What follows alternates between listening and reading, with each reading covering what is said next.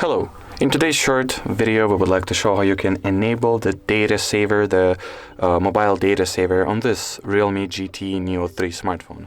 So first of all, you want to open up the general settings, go for the mobile network category, next data usage, and in here all that it's left to do is to open up the data saving section and turn on this toggle. And that will effectively mean that you have successfully enabled the data saver for this smartphone.